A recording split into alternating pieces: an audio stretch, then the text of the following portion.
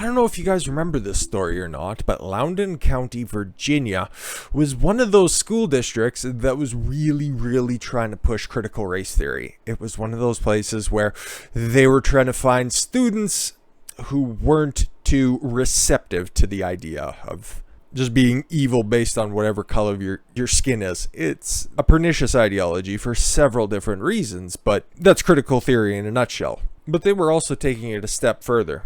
A couple of the different directors at the school were also trying to go after the parents of these kids who didn't want to be subjected to this stuff. And the ghost of Trump looms large on this one, because I've seen this and the Supreme Court just kicking this one case to the curb is really having a bunch of overarching reactions to it.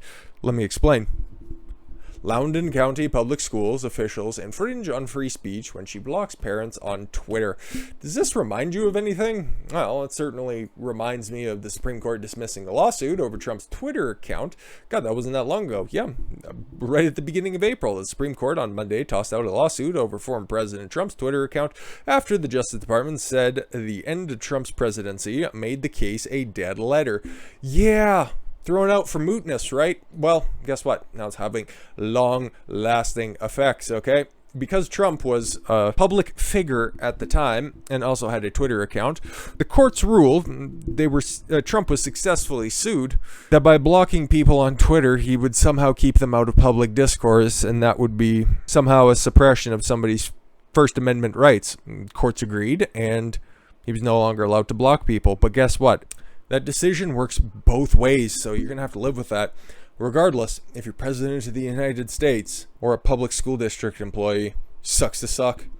A prominent education activist residing in Northern Virginia is blocked on Twitter by a public official, the Federalist has learned, and it may have First Amendment implications based on legal precedent. Ian Pryor, a former senior official in the Trump administration and executive director of Fight for Schools, is Twitter blocked by Lottie Spurlock, director of equity at Loudoun County Public Schools, prior to the forefront of the movement opposing critical race theory in Loudoun County, and Spurlock is the force behind such efforts. Below is a screenshot Pryor sent proving that she is indeed blocked. The equity director who blocked the opposition is Spurlock, who was appointed in July of 2019 to her post a month prior to her assuming the equity role. Superintendent Eric Williams unveiled the district's system equity assessment that would be facilitated through the Equity Collaborative, a California consulting group.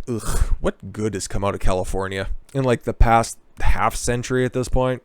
I don't know, consulting group that raked in $422,000 to perform an equity assessment. Yeah, just run around and just go white, brown, black, white, Asian. That cost $422,000. Well, it's good work if you can find it, I suppose. Train educators and perform focus groups. Oh, struggle sessions, whatever.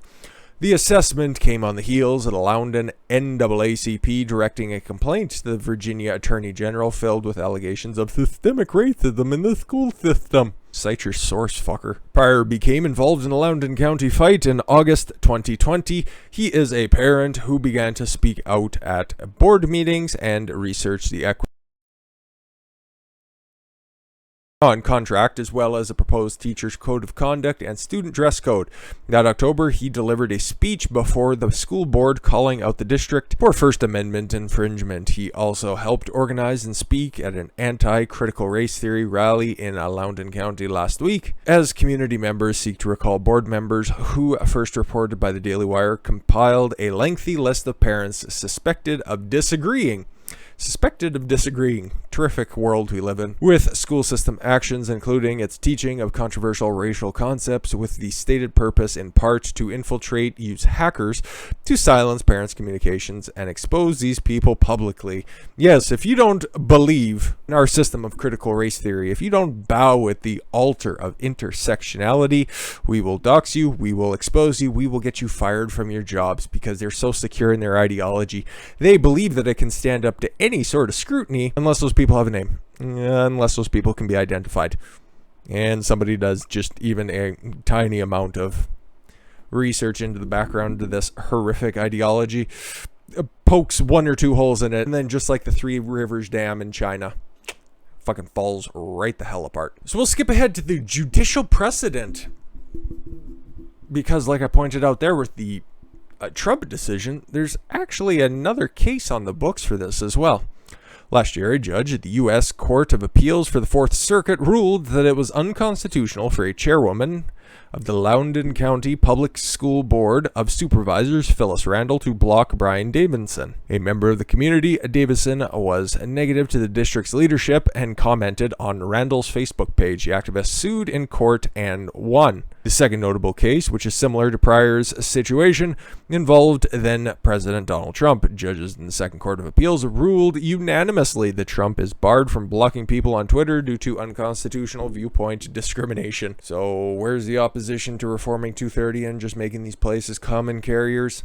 I don't know. Giancarlo Canaparo, one of the most wop-tastic names I've ever read. My God. Fucking middle name's lasagna. Legal fellow at the Heritage Foundation told the Federalist that while there's no academic or judicial consensus on whether public officials violate the First Amendment by blocking users on their social media accounts, the two rulings made it clear that there are two criteria for when blocking would be a violation of the First Amendment. Both courts held that when public officials use their social media accounts for official business, those accounts become public forums.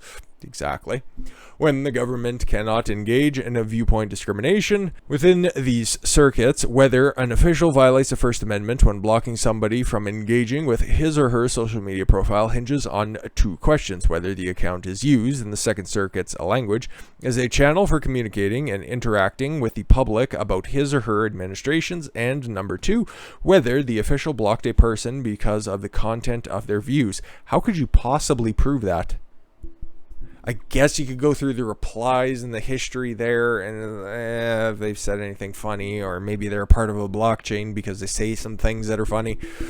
I don't know how you tangibly prove that. All I'm saying is this is a whole bunch of extracurricular legal nonsense, all in an effort to skirt the fact that Twitter and Facebook and these platforms, they've just become the public square. This is the place where elected officials come down, they figure out some stuff. And where do they make the announcements? It's always on Twitter. Very rarely, okay? Would they go on a Sunday morning news show? Would they be taken to, if they don't have a podium just outside of their office, like a governor's office, even the mayor's office, let alone the White House press room, they'll make an announcement on Twitter. Or there'll be an announcement for the announcement in a Facebook post. How is this not the public square? How is this not a public forum? But we'll see where this goes. It's very interesting and could have big old repercussions, because the fight for free speech online, something I'm quite passionate about, something I'm sure you guys are also equally passionate about. And if it can take out the sitting president of the United States, who can't it take out?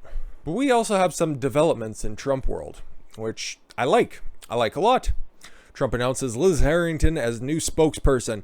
So much of an improvement based on who she's taking over for. Former President Donald Trump has hired former Republican National Committee spokesperson as his new spokesperson. So, lateral move, upper move, lower move, I don't know at this point. Liz Harrington has also worked as editor-in-chief for the warroom.org, that's Steve Bannon's outlet, and as a senior writer for the Washington Free Beacon. Harrington replaces Jason Miller. Yay, good. Get the fuck out of here. Go sit on Newsmax, be a pundit, go do something else, okay? Don't be anywhere near the president. All of your advice has been utter dog shit, okay? There is still a good Miller, Stephen Miller, but he's also running the Save America Legal Foundation. He's good. You knock up strippers. But again, let he who is without sin cast the first stone. So, who am I to criticize? I greatly thank Jason for his service. He is outstanding. Outstanding at not wearing rubbers. Liz Harrington is a fighter. She was an important part of our receiving more votes than any incumbent president in the United States history, far more than we received the first time we won. No further context required.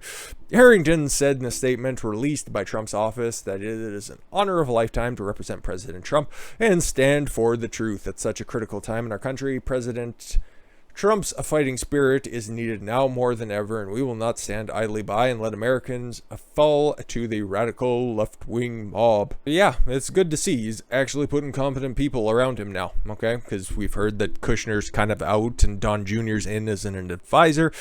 That's a whole lot better if Ivanka and Jared Kushner would just fuck off, go back up to New York and live the socialite life. They're nice people, but their policy decisions are fucking retarded. So the little blog website that Trump had to put out all of his messaging, the desk of Donald Trump, I'm not too sure if it got closed down or if it's just slowing down completely. That was Jason Miller's idea also. Oh, Trump is going to be returning to social media with a brand new platform of his own.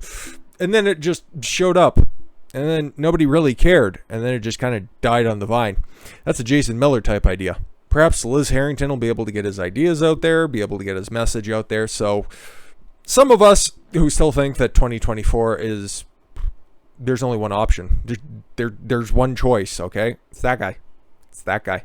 Groom DeSantis, get him ready for 2028. But you got to circumvent the big tech oligarchy in order to get back in there and then reform it while you're in control of the machines. Because as of right now, you will not find a sympathetic ear anywhere. As much as Hawley and Cruz are out there in the Senate trying to bang along something in order to reform these big tech giants, it's not really going to work. Haggerty with his common carrier bill, it'll fall on deaf ears because right now, it's in vogue to be a Democrat because guess what? You can say whatever you want. Nobody gets to look through your history. You can just fucking skate out there because you got a D at the end of your name and they will stick together like shit on Velcro. So I'm fairly pessimistic about the future, but when it comes to the little bit longer of a term, maybe the middle to long term about things, short term, yeah, it still seems pretty dark, but 5 years from now, 10 years from now, I think Western civilization, Western society is probably going to be in a much better position than it is right now.